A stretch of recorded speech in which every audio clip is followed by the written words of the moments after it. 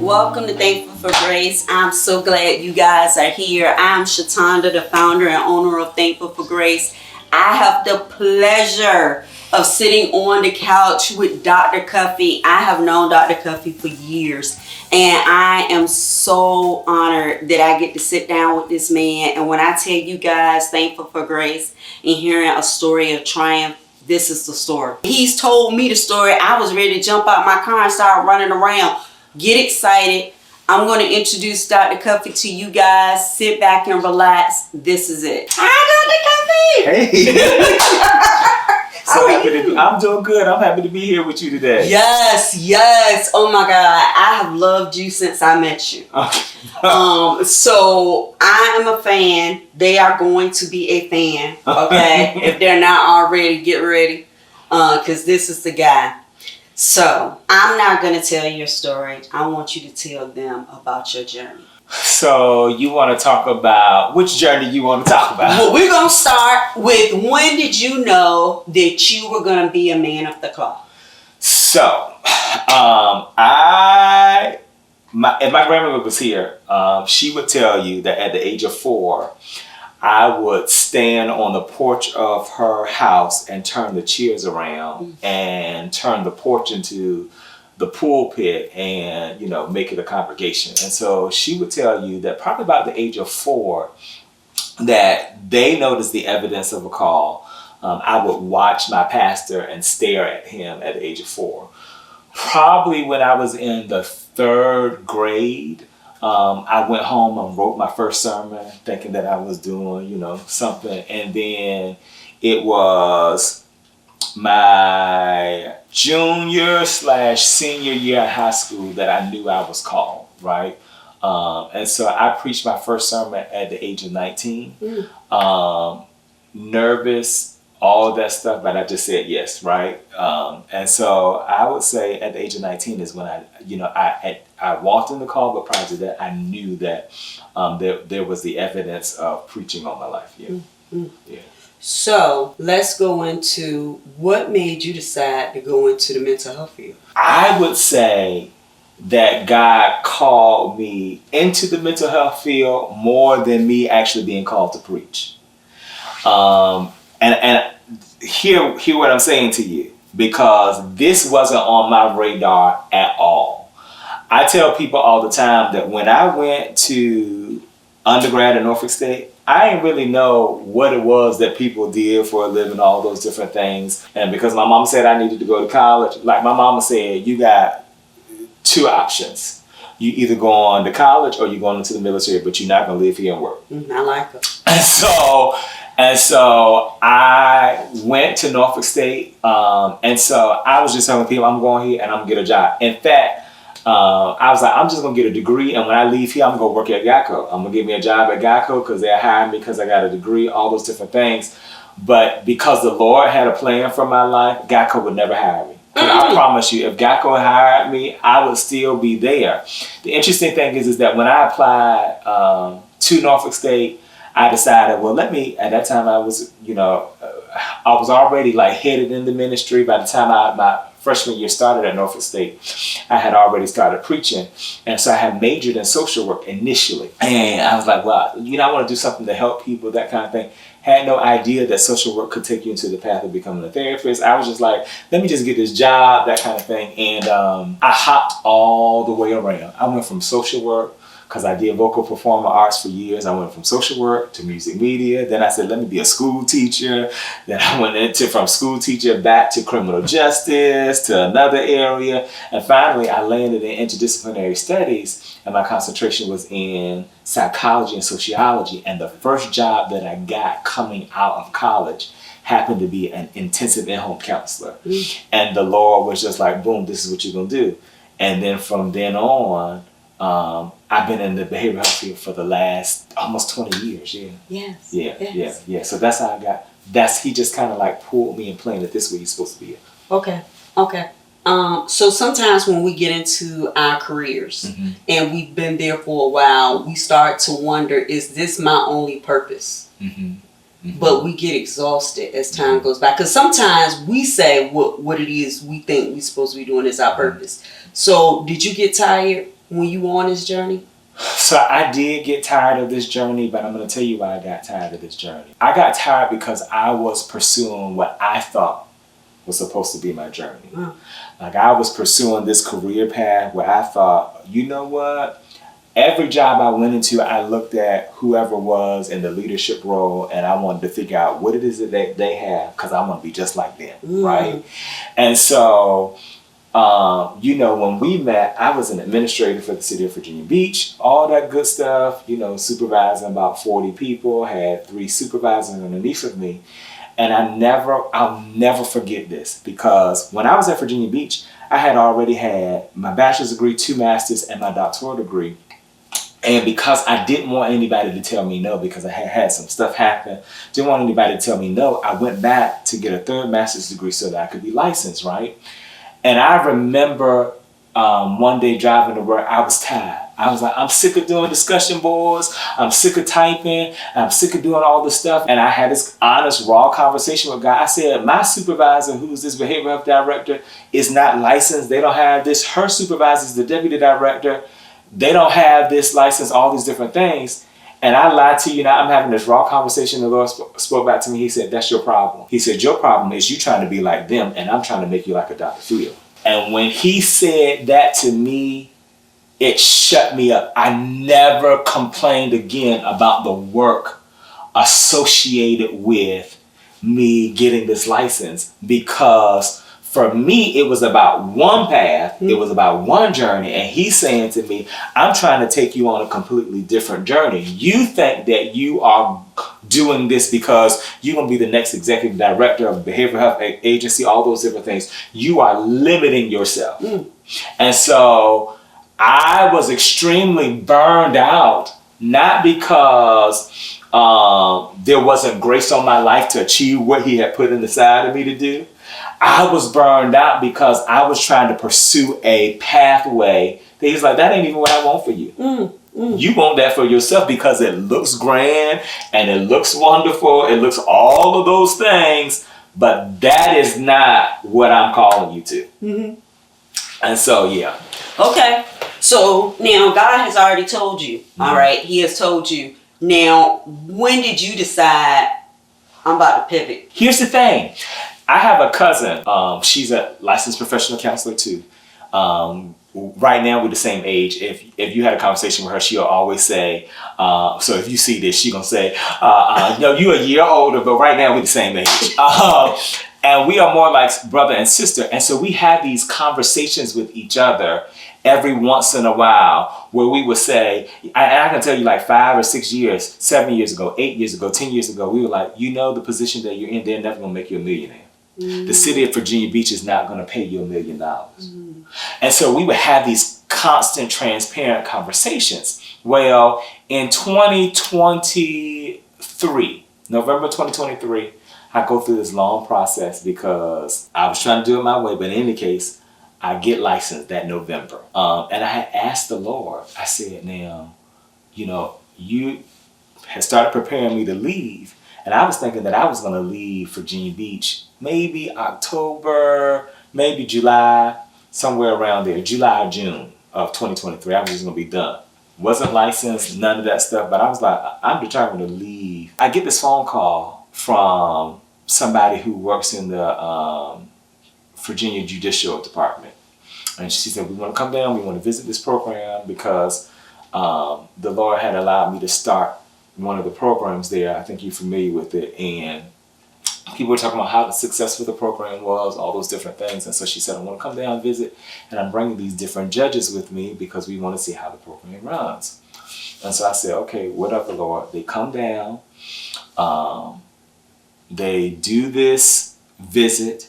And when she leaves, she said, well, this is the only thing that we wanted because we're getting ready to have the first ever Virginia Judicial Behavioral Health Summit, and we want you to be a speaker. And I was like, now, Lord, I'm getting ready, I'm going to leave. So why is it that she's asking me to speak because I got to speak in this particular capacity, right? And so I'm having this conversation, and I have these raw, transparent conversations with God. And I said to God, why is this happening? You know, I wanted to leave. I said, what is this about? He said, not before I make your name great. And I said, Lord, I had to call my dad, which is my spiritual father. I had to call him and I said, now, Dad, this is what I heard. I just want to make sure I'm not crazy. And he said, yeah, you ain't crazy. You heard the Lord, right? And so got invited to speak for the Judicial Behavioral Health Summit. That led to another thing, right? So then this is how crazy I get sometimes. Well, Lord, you don't open up this door for me to be doing this, so maybe I'm just supposed to stay here and not leave. Get licensed November, fast forward to January. I'm going back and forth because at this event, there is a deputy city manager for one of our local areas, and she comes to me and she says, hey, we're getting ready to have a vacant deputy director position we want you to apply for. Because mind you, my mind is fixated on this and not this journey that the Lord has me on. Well, I'm thinking, I'm going to interview with these people. I'm going to get this deputy director position. I'm out. Yes, you know, that kind of thing. Interview, didn't get the job. But prior to even finding out I didn't get the job, there was a meeting that was had that left me out of the meeting. And the meeting that was had with my superiors and some other people, and I was not a part of the meeting, where there was a particular individual who sat in the meeting and they complained about my performance, but they didn't have a conversation with me. And for me, I experienced a lot of microaggression types of things. And so for me, it was like, okay, Lord, what is happening here? And the Lord said, you think that this is about them leaving you out, but this is not about them leaving you out. This is about preparing you for your transition. You got that? And so God used that moment. I promise you, the day that they met in that office and they came back and emailed, and she said, well, she said you didn't do this, and this. And I'm having to defend my position. The Lord hit me with, this is the last time you're going to have to defend yourself. Because that day, I called the IRS, got my EIN number, and started working on things to be in place for Covenant Connections Behavioral Health Services. And so that was the moment where it was like, things are shifting and you have to shift with it. So that was, I would say that that's the pivot. That was the turn for me. That was the call to say, you've done all that you can. And here's the interesting thing. Okay. You know, I don't know if y'all into numbers, but I'm a numbers person, right? And that June was the completion of my 7th year. That my time at Virginia Beach was complete. And year 8 was a new beginning, time for something new. And so that was the moment for me. Okay. So, was there a time when you said, hold on, too much is going on, I need to slow down because I have to take care of my family? Absolutely. There was a lot that was going on. I'm grateful and thankful that I have an extremely supportive wife. I mean, like, hands down, extremely supportive, because even now my life is different. My life right now is extremely busy, all over the place, those kinds of things. And so I take these moments, which we haven't had in a while because there's some different things that are happening in my life, but we've taken the moments where like Fridays have become like our date day kind of thing, so that I can slow down, to take care of my family, but not only take care of my family, take care of myself. Now, this should lead in, and I should say this, one of the reasons why God had me transition from the city of Virginia Beach is so that I could be positioned better to take care of my family, to do the things that I needed to do with my family, because, and there's nothing wrong with city of Virginia Beach, because I don't want, people think that I'm bashing, but your life is different when you're working for somebody else, and especially in the public sector. There were moments where I could be in the gym in the morning time working out. It's 5 o'clock in the morning, thinking I'm gonna take a shower and go to work, and then something I see on the news triggers me to say, you can't work out no more. You got to get into the office because you got to put this fire out before, you know, it starts. And so I lived in a constant state of anxiety. And so I think that that was one of the reasons too, that I had to kind of walk away so that I could take care of my family and myself, because, you know, sometimes if you're living in that world where you're just consistently anxious, all those different things, you're not a benefit to your family, you're not a benefit to yourself. That is right. And I'm glad you said something about taking care of yourself, because you were larger at some point. Mm-hmm. And looking at you now, you are so healthy. So I was 269 pounds. 269 pounds last March of 2024, before I left. And I'm diabetic too. And my doctor said your A1C isn't going up. It is, and it was at 8.5 March of 2024. And she was like, you got to cut it out. Mm-hmm. And I tell people all the time that I think part of what sent me over the edge and becoming diabetic just wasn't poor diet, but it was also the stress of everything that I was doing. And so last year she was like, listen, you got to do something. And so she changed medication, all those different things. And so I was 269, not able to work out, all those different things. Now I think I can tell you my lowest has been 215. But part of that is not just the change in my medication regimen, but I've had more opportunity to go to the gym and not feel rushed and not feel like I got to get out and all those different things. And so the gym has become a normal, and it always was at one point in time, but what I did just didn't allow for it. And, you know, and so now it's just a normal part of my life and my routine. And so, yeah. So to the person that is thinking about firing their boss, okay? To the person that I need this income to pay my mortgage, my rent, to do what I need to do, but physically this is too much on me, mentally this is becoming too much, what would your advice be? I'm going to say it this way because this is the only way that I can say it and the only way that makes sense. I would say to them, obey God, right? Because for me, fire my boss was out of my obedience to God, right? I can remember when I knew that this was happening, because I had 4 or 5 months to prepare myself. Like, you know, I knew in January, I didn't leave. My last day at the city of Virginia Beach was June 24th, 2024, right? And so I had all this time. And I can remember May, I'm on a trip for work, and I'm walking in the mall, and I'm having a conversation with the Lord. It's like, no, this can't be it. You know, I'm getting ready to walk away from this check that's consistent every 2 weeks. I know what this money looks like, you know, that kind of thing. And I was like, I need to know that this is you, or is this just my own desire because I'm sick of them and they got on my nerves? And the Lord is like, who do you think put that desire in you? Who do you think told you to do this? And so I'm like, all right, okay, Lord. And so it became a thing of obedience for me, more so than it was my own desire. And I'll tell you, even down to like the time where I put in my notice and all that good stuff, I had got another phone call from the same place that didn't hire me as a deputy director and said, we want to bring you in to interview for the director because the person who was the director became the deputy director. So we want you to interview for this position now. And I was like, okay, I'm going in. I'm going to go ahead and interview. And the Lord already, I think at that point, I already knew what was happening, right?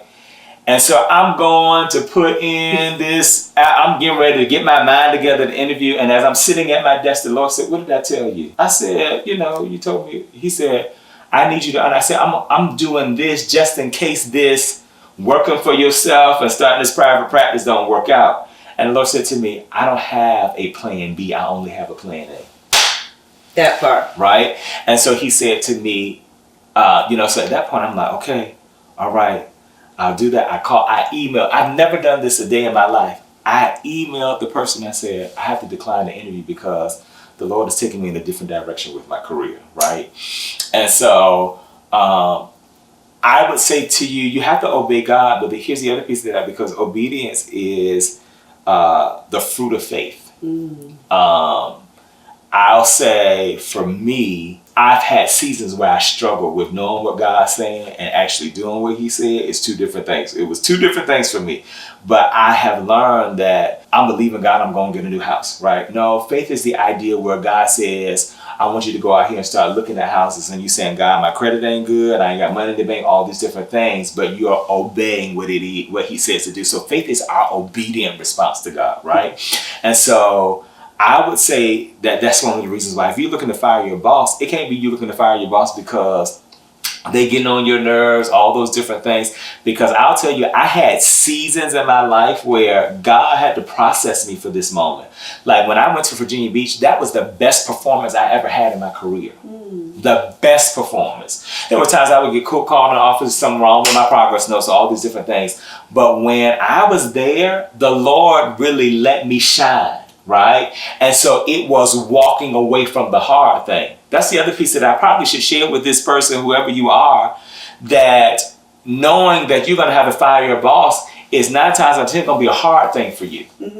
And so that God potentially is calling you to do the hard thing, you know? And so I had to do the hard thing because Lord said, if you don't, because I got to a point, I was like, well, maybe I just stay. He said, no, if you don't, you're going to get fired.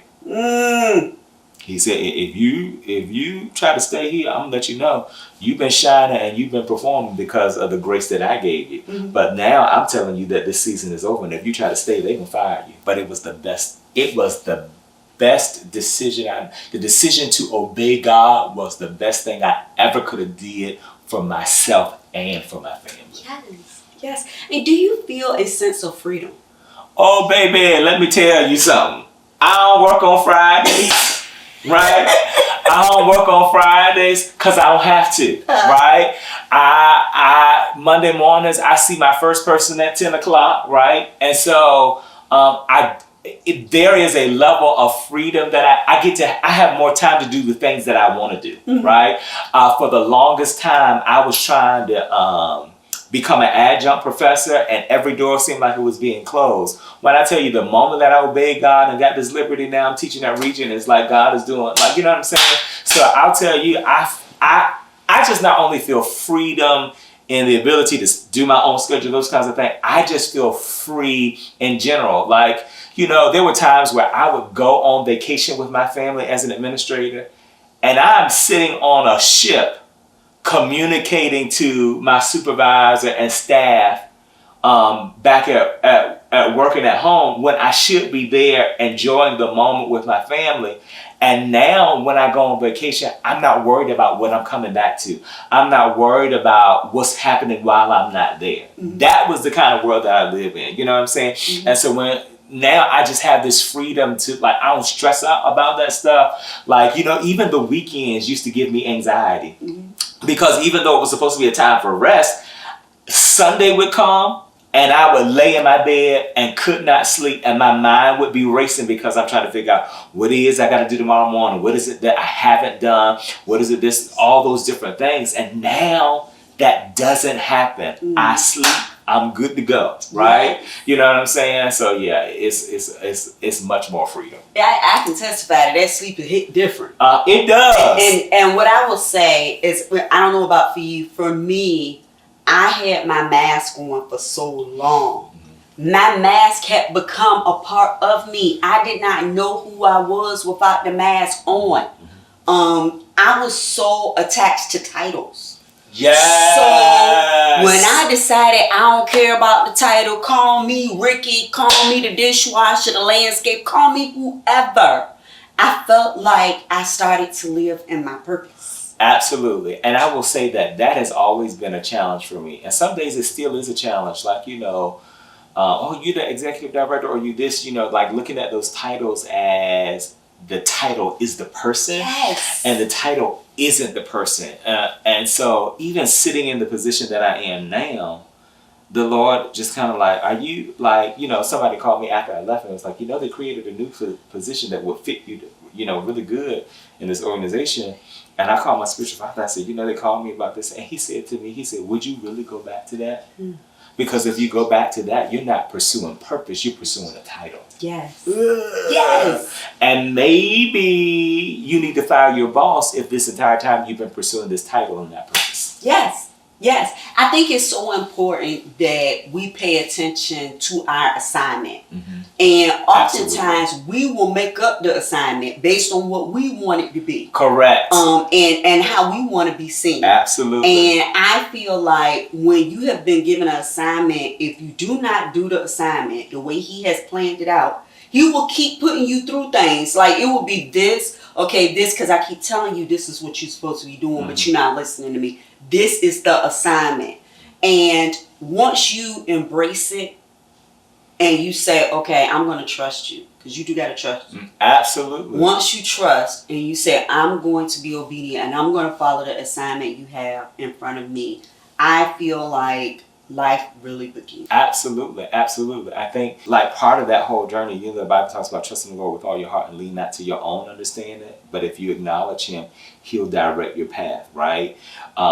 Your ability to trust God puts you in the places that you're supposed to be in. Yes. Your ability to trust God puts you in the rooms that you're supposed to be in, even if you don't think that you're supposed to be in the room. Yes. You know what I'm saying? And so that really is wholeheartedly, a part of that process is being able to trust Him. And even in some of the decisions that He calls you to make, those kinds of things, it really is about Him showing you that you can trust Him. Yes. You know what I mean? Yes, I love that you said it. I'm going to take a little minute of what you're talking about just so I can make an example of that. I was diagnosed with lupus back in 2011. And I have heard so many things about, people would say, oh, I'm so sorry. You feel bad. And I'm like, I ain't going nowhere. I'm going to be here. At the Norfolk State of the City, a man was sitting beside me. I've never met a stranger. And I told the guy just out of nowhere, I have lupus. The man said, my wife has lupus. And then he said, and my mother-in-law, she's 98 and she has lupus too. And I felt like that was God saying, and didn't I tell you, you ain't going nowhere and ain't nothing going to happen. Absolutely. You know what I'm saying? He has a way. So for right now, I need to put a pin in this so we can take a break. Okay. Guys, we will be right back with Dr. Cuffee. Right. Stand back. Welcome back, everybody, to Thankful for Grace. We are still on the couch with Dr. Cuffee. He's going to give me just a few more golden nuggets for you guys. Thank you again. One of the things I want us to tap into before you have to leave is mental health. And there is a stigma with individuals going to therapy. I have been in therapy for over 3 years. I would not be where I am in life without going to therapy. And I think, I grew up in the country, so and where I grew up, you don't go to therapy because that means you're crazy. You take it to the Lord, and the Lord will fix all of that. But for me, therapy was, hey, I'm going to help you with your strategic planning on how you get things accomplished, because you get in the midst of the woods and you can't see the forest from the trees. And it helped me with that. And I had like this laundry list of things that I wanted to accomplish. And if it had not been for my therapist, I don't have nothing else on my list. Thankful for Grace was the last thing on the list. I don't have nothing else on my list. And I feel like because of that stigma, people will not go in there and get the tools necessary. What are your thoughts? There's a lot of things that I could say as it relates to the stigmas associated with mental health, right?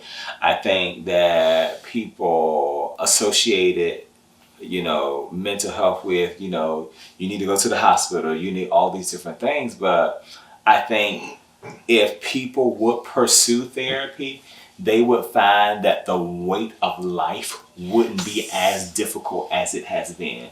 As a therapist, I was seeing a therapist. Part of the reason was that is because from 2020 not even from 2020, from 2018 to 2022, we were experiencing constant deaths in my family. And after this last one in 2022, I woke up and I couldn't get out of bed. And I'll never forget it because I had a line brother who said, bro, just reaching out to you. What is it that you need? And I was like, and he happens to be a therapist too. And I said, I don't know. I said, I think I need to go to therapy. And so he sent me this number. And what I discovered is that even as a therapist, I had stigmas associated with therapy, right? Because I was like, I'm the therapist. I need to be providing. And my therapist at the time, she said, so why aren't you taking your own advice? Why aren't you taking your, she's like, what would you tell you? And I was like, ugh. So in our very first session, I told her, I said, I don't think I like you, right? But she was talking to me about how this is going to be heavy, how I compartmentalize dysfunction. And part of the reasons why some of the stigmas exist as it relates to therapy, especially in our community, is because we have normalized dysfunction. Yes. Right? Yes. And so because we've normalized dysfunction, we want people to continue to function in dysfunction. And clearly the word dysfunction means that you're not functioning appropriately. And so some of us are not being the best versions of ourselves because we've normalized the dysfunction, and we need to take that stigma away so that you can become the best version of yourself. Yes, absolutely. So to the young men, because I find it harder for men, to the man that say, I ain't going to see no therapist. And he needs to be in there for his relationship, for his career, for maybe things he didn't get growing up. What would you say to encourage him to be open to therapy? So I would say to you that you need to find a therapist. I won't necessarily say a therapist who looks like you, but you need to find a therapist who can meet you right where you are. And this is the reason why I say this, because when I look at my current population, right? I won't even, let me say it this way, because my population had, like, you know, I've grown over the last year, right? Don't feel good. It does feel good. It does feel good. But I can tell you this, when I started, 98% of the people that I was seeing were males. And I can tell you now, maybe about 80% of them right now are males. I got some families, but who I see for individuals, because one of the challenges for that population is they couldn't find anybody that looked like them. Right? And so I tell people all the time that you have to find a therapist who you can connect with. It's just like with your primary care physician, those people don't just go just because they have the degrees and those credentials. Go because you know that your interaction with them is good. I got guys as young as 12 and 13 who come and sit on my couch, and as old, I've seen as old as 72, 78. But part of what makes therapy work for them with me is that I adjust to them. I meet them where they are. So it isn't that I'm talking to them above their heads and all those different things. I got one client who comes to me now, and part of the reason why he said, no, I'm rocking with you, because I say I'm rocking with you. Like, we rocking together. You know what I'm saying? Yes. And so because of that, so that's what I would say. I would say, here's the other piece of that. Don't allow the stigmas and where you come from to control where you're going.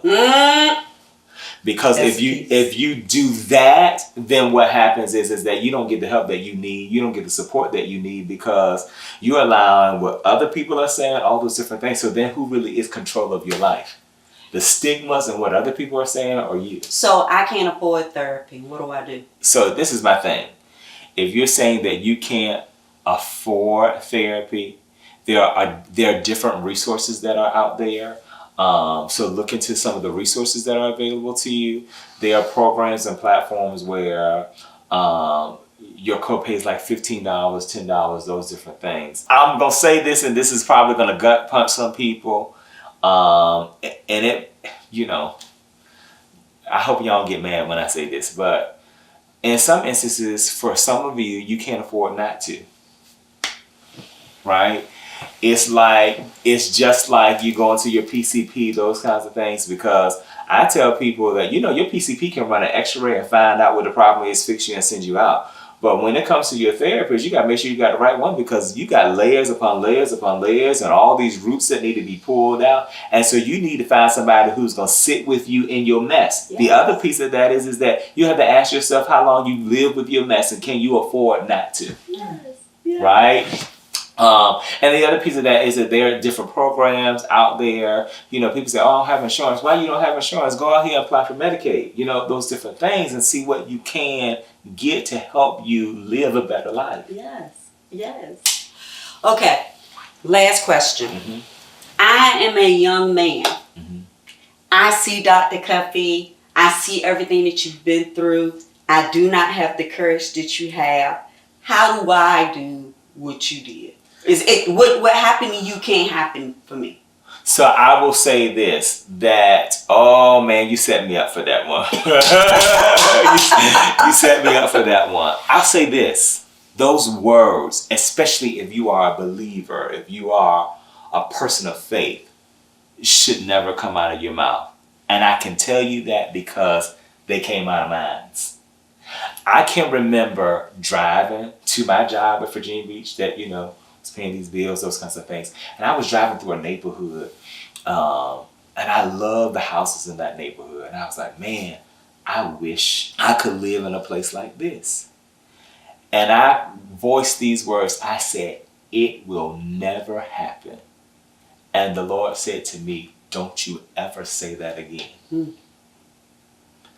And when I tell you there was just a strong rebuke, that night I had to come home and I did a live, and I can remember it was September of 2020, during the middle of the pandemic, and the Lord said, mm-mm. And so I got on Facebook and I did a live, and I decreed and declared that it will happen for you. And the Lord said, he said, it will happen because I'm God.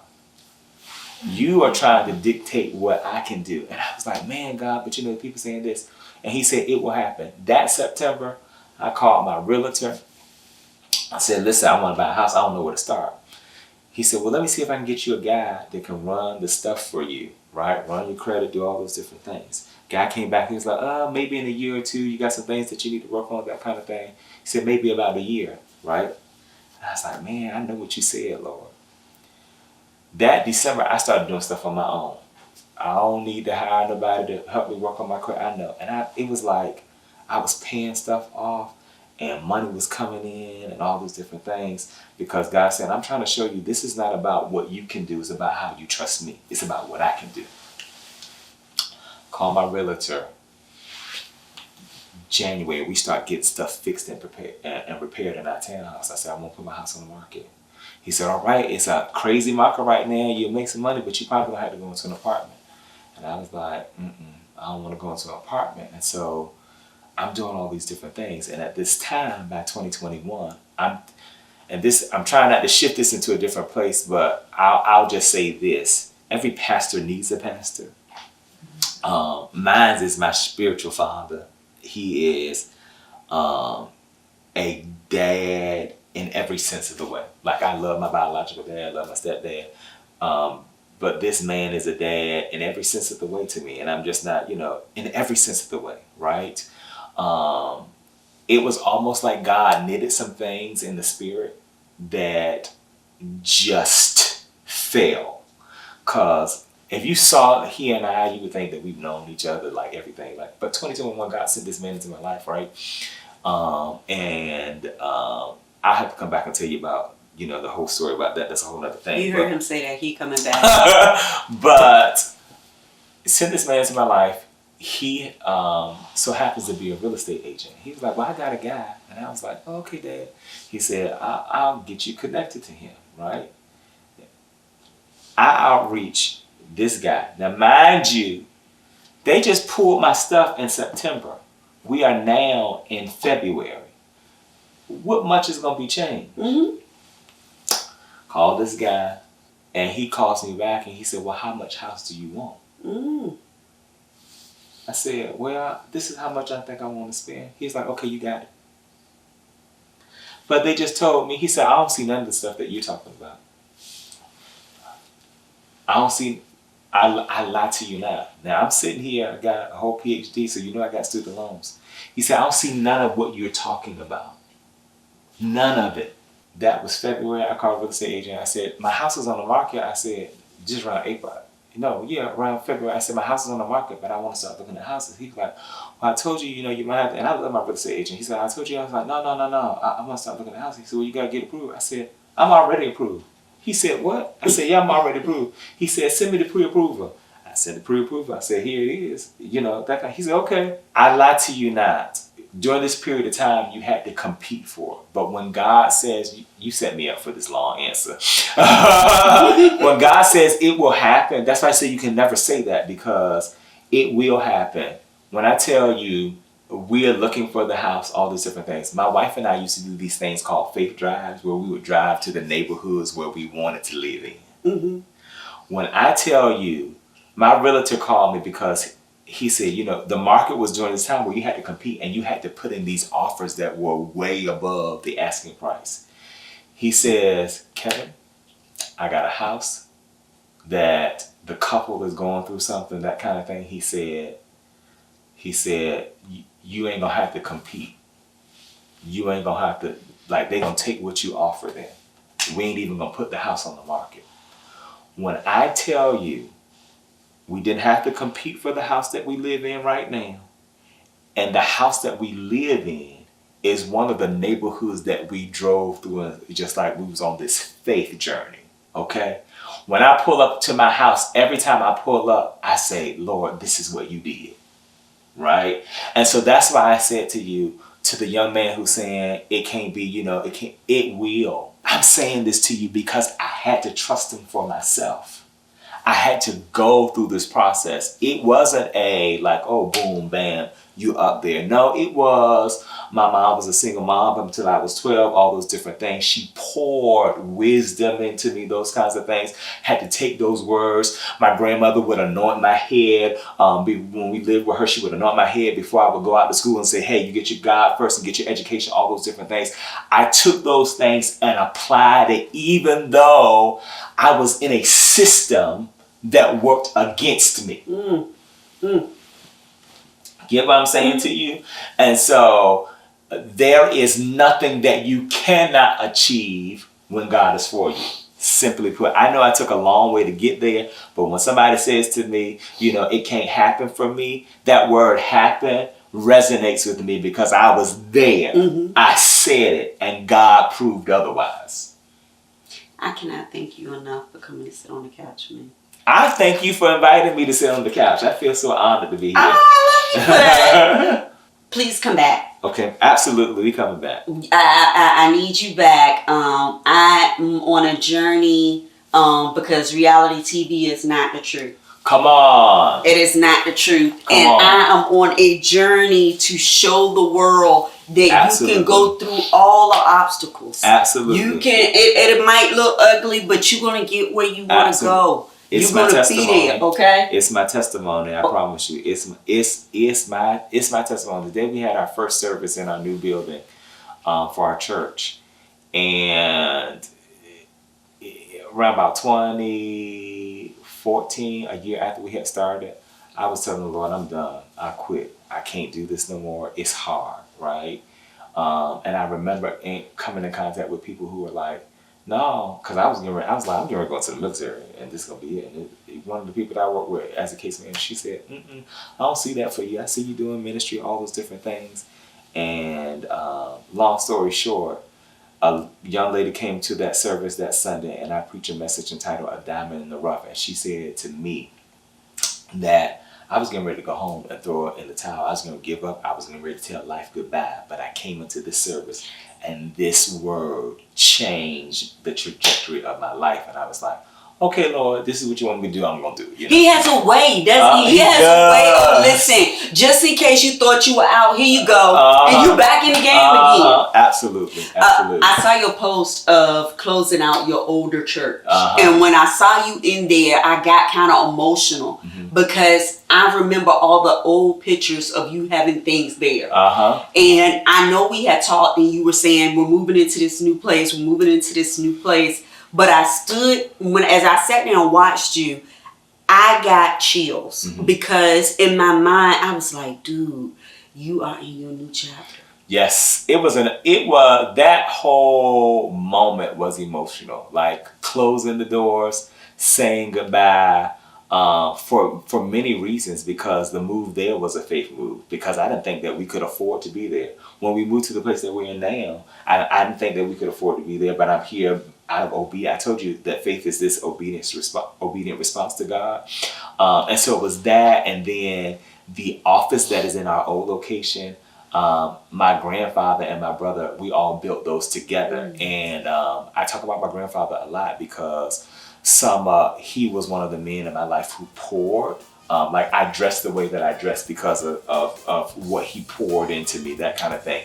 And so we built that office, and my grandfather was the first person to die from COVID in Chesapeake. And so like kind of closing out that chapter was emotional, but I know that he is proud of the work that we're doing now and then the things that we're going to accomplish in this new space. So, and he's in the new space. Yep, that's absolutely. How he got you. Yep, absolutely.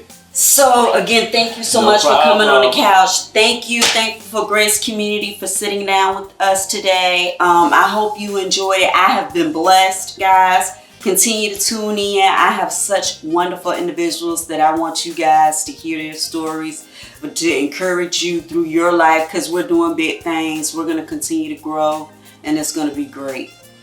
Thanks again, Shatanda.